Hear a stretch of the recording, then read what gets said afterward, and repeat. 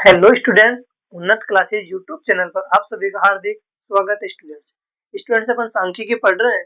सांख्यिकी में कल अपन ने जो लास्ट क्लास थी उसमें देखा था वर्गीकरण। सांख्यिकी लास्ट टॉपिक था, उसमें सांख्यिकी तथ्यों के प्रकार। उससे आगे अपन देखेंगे सांख्यिकी तथ्यों में सांख्यिकी तथ्यों के आधार पर वर्गीकरण की रीतियां। सांख्यिकी तथ्यों के आधार पर वर्गीकरण की रीतियां या विधियां बोल लो। सांख्यिकी तथ्यों के आधार पर वर्गीकरण की रीतियां या विधियां। इसकी दो विधियां होती है। पहली होती है गुणात्मक और दूसरी होती है संख्यात्मक। पहली कौन सी होती है? गुणात्मक, और दूसरी होती है संख्यात्मक। जो गुणात्मक होती है इसको अन्य नाम भी है, नाम लिख लेना, द्वंद्वभाजन भी बोला जाता है। जो गुणात्मक जो वर्गीकरण है, ठीक है, जिसके दो भाग हो गए, कितने? गुणात्मक और संख्यात्मक। तो गुणात्मक और संख्यात्मक जब दो भाग हो गए, गुणात्मक और संख्यात्मक, तो गुणात्मक के दो भाग हो गए, फिर दो भाग हो गए। कौन कौन से? पहला तो हुआ द्वंद्व भाजन, पहला तो हुआ द्वंद्व भाजन,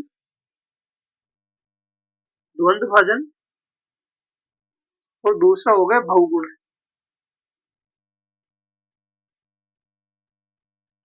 सांख्यिकी तथ्यों के आधार पर वर्गीकरण की रीतियां या विधियां कितनी हुई? दो हो गई, गुणात्मक और संख्यात्मक। गुणात्मक के भी दो भाग होते हैं, द्वंद्व भाजन और बहुगुण, और संख्यात्मक। ठीक है स्टूडेंट्स, तो सबसे पहले अपन पढ़ेंगे गुणात्मक वर्गीकरण। गुणात्मक वर्गीकरण सबसे पहले अपन कौन सा पढ़ेंगे? गुणात्मक वर्गीकरण।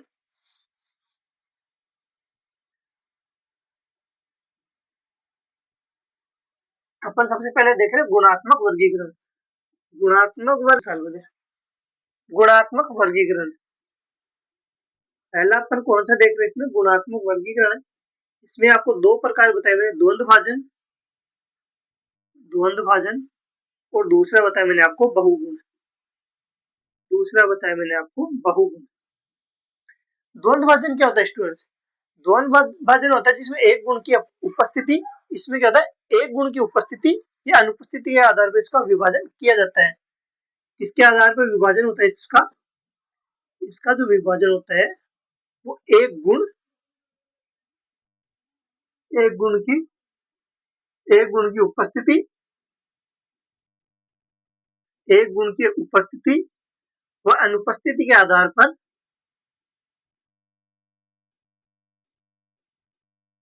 एक गुण की उपस्थिति व अनुपस्थिति के आधार पर इसका क्या होता है? विभाजन होता है। इसको किस माध्यम से दिखाया जाता है? इसको सामान्यतः जो उपस्थिति होती है उसको, जो कैपिटल वर्ड नहीं होते A B C, capital word में दिखाया जाता है, और अनुपस्थिति को स्मॉल लेटर में दिखाया जाता है, ये दर्शाया जाता है। दूसरा होता है बहुगुण। बहुगुण में क्या होता है? ऐसे तथ्य जिसमें एक से ज्यादा गुण हो। बहुगुण में क्या होता है? जिसमें गुण क्या हो? जिसमें गुण की संख्या, जिसमें गुण एक से ज्यादा हो,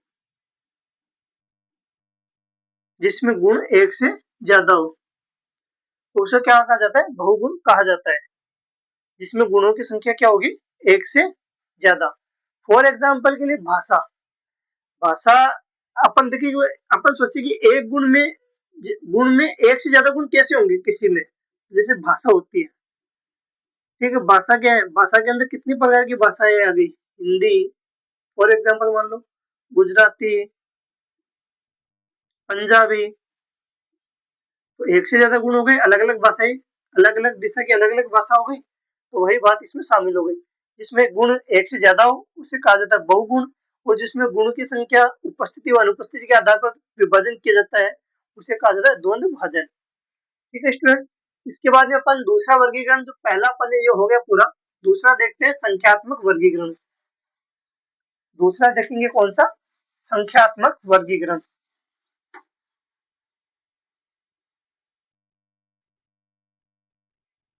संख्यात्मक वर्गीकरण।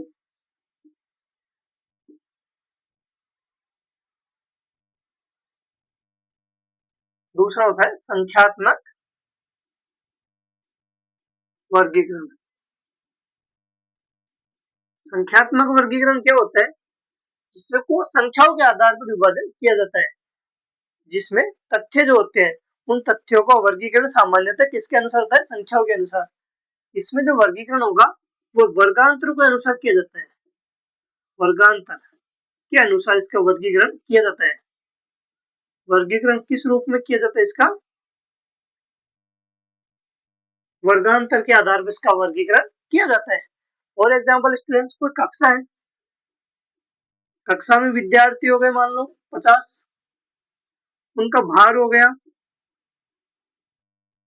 30 से 90 केजी के बीच के मध्य, तो इनका डिवाइडेशन हो जाएगा, इनका वर्गांतर कर दिया जाएगा। कैसे करेंगे? जैसे 10 से 50, सॉरी 10 से 20, 20 से 30, 30 से 40, 40 से 50। यहाँ पे जो 30 से जो 90, सॉरी स्टूडेंट एक सेकंड दोबारा देखना, इसमें जो भार की संख्या वो 30 से 90 के बीच में है, तो यहाँ पे आएगा 30 से 40, 40 से 50, 50 से 60, 60 से 70, 70 से 80 और 80 से 90। ठीक है, इसमें कक्षा के स्टूडेंट्स कितने हैं? कक्षा जो भी अपने कक्षा 8 मान लो, कक्षा 8 के विद्यार्थियों की संख्या कितनी थी? 50।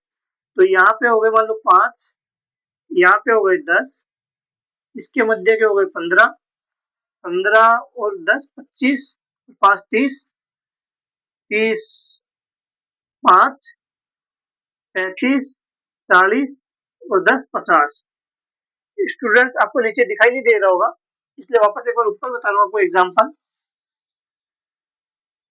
जो भार मैंने आपको बताया वो 30 से 90 के मध्य है। 30 से 90 के मध्य इसको डिवाइडेशन कैसे होगा? जैसे 30 से 40, 40 से 50, 50 से 60, 60 से 70, 70 से 80, 80 से 90। स्टूडेंट्स की संख्या मैंने बताई आप लोगों को, टोटल 50 है, तो यहाँ पे टोटल कितना आएगा? 50। तो फॉर एग्जाम्पल 30 से 40 के मध्य स्टूडेंट्स की संख्या 5 है, 40 से 50 के मध्य 10 है, 50 से 60 के बीच में भी 10 है, 10 और 10 20 से 5 25, इसके मध्य 15 हो गई, यहाँ पे 10 10 हो गई, सॉरी 5 5, टोटल 50 हो गया। देख लेना एक बार, यहाँ पे 5 हो गई, यहाँ पे 5 हो गई, 15 और 10 और 5 15 और 10 25, 25 और 15 40, 10 50। तो यहाँ पे ऐसे डिवाइडेशन कर दिया जाता है संख्यात्मक वर्गीकरण के अंदर। ठीक है, जो भी इनका भार होता है उनको अलग अलग बांट दिया जाता है वर्गांतरों के अनुसार। ठीक है स्टूडेंट, इससे आगे देखो,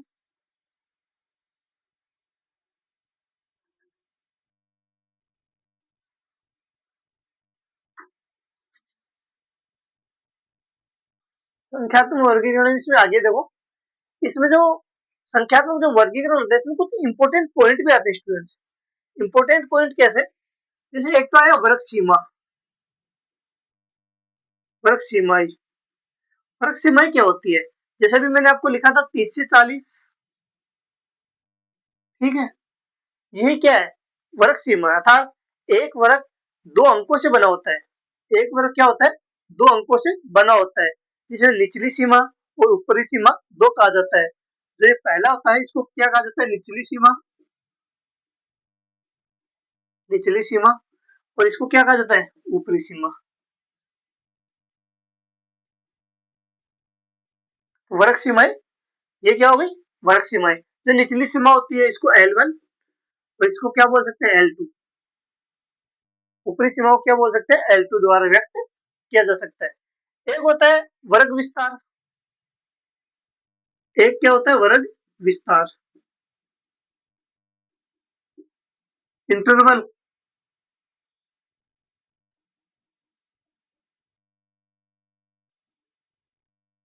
वर्ग विस्तार क्या होता है? एक वर्ग की जो ऊपरी सीमा होती है और जो निचली सीमा होती है, उन दोनों के जो मध्य का जो डिफरेंस होता है, ऊपरी सीमा और निचली सीमा, इन दोनों की जो मध्य का जो डिफरेंस होता है वही क्या होता है, वर्ग विस्तार होता है। वर्ग विस्तार क्या होता है? फॉर एग्जाम्पल यहाँ पे वर्ग विस्तार कितना है, ऊपरी सीमा कितनी है 40, निचली सीमा 30, तो वर्ग विस्तार कितना है यहाँ पे 10। ठीक है स्टूडेंट। और एक आता है मिड पॉइंट, मध्य बिंदु। एक इसमें एक पॉइंट क्या आता है, मध्य बिंदु। मध्य बिंदु कैसे ज्ञात करेंगे? ऊपरी सीमा L1 और निचली सीमा L2 डिवाइड बाई 2। मध्य बिंदु कैसे ज्ञात करेंगे? L1 plus L2 divide by 2। L1 क्या हुआ, निचली सीमा, L2 क्या हुआ, ऊपरी सीमा, दोनों का योग करो और डिवाइड बाई 2 कर दो। उसके बाद में जो भी आंसर आएगा वह क्या हो जाएगा, मिड पॉइंट। फॉर एग्जाम्पल मैंने भी आपको बताया 30 निचली सीमा और 40 क्या है, ऊपरी सीमा। निचली सीमा क्या है 30, ऊपरी सीमा क्या है 40, दोनों का योग किया डिवाइड बाई 2 किया, 70 डिवाइड बाई 2 35। तो यहाँ पे मिड पॉइंट क्या आ गया, 35। ठीक है स्टूडेंट्स। इसके बाद में एक पॉइंट और आता है, क्लास फ्रीक्वेंसी, वर्ग आवर्ती। वर्ग आवर्ती क्या होती है? किसी वर्ग विशेष की सीमाओं के अंतर्गत, किसी वर्ग विशेष की सीमाओं के अंतर्गत पद को वर्ग आवर्ती या बारंबारता कहते हैं। क्लास फ्रीक्वेंसी क्या होती है? जो अपन बारंबारता नहीं बोलते, बारंबारता क्या होती है, क्लास फ्रीक्वेंसी। फॉर एग्जाम्पल अभी मैंने आपको बताया था, जब 30 से 40, 40 से 50, 30 से 40, 40 से 50, 50 से 60, इनको जब साइड में डिवाइड किया था, यहाँ पे कितने स्टूडेंट है, 10 हो गए, 5 हो गए, 15 हो गए। तो जो डिवाइडेशन वाला टोटल हुआ था, और फिर टोटल हुआ था, जैसे मान लो लास्ट में जाके टोटल किया तो 50 बच्चे, यहाँ पे तो मान लो 25-30 हो गए। तो जब भी अपना टोटल हुआ वही क्या होती है, बारंबारता। जो भी अपना क्या हुआ टोटल, वही क्या हुआ, बारंबारता। उसके बीच में कितने स्टूडेंट्स है, जैसे 30 से 40 के बीच में कितने, 10, तो ये क्या है, बारंबारता। 40 से 50 के बीच में कितने स्टूडेंट्स है, 5, तो यही क्या है, बारंबारता। इसके मध्य कितने स्टूडेंट्स की संख्या आ रही है। ठीक है स्टूडेंट, ये क्या हो गई, वर्ग आवर्ती या क्लास फ्रीक्वेंसी। इसके आगे अपन देखेंगे सांख्यिकी श्रेणियां, जो अपने आगे काम आती है सांख्यिकी के अंदर। सांख्यिकी श्रेणियां कितने प्रकार की होती है।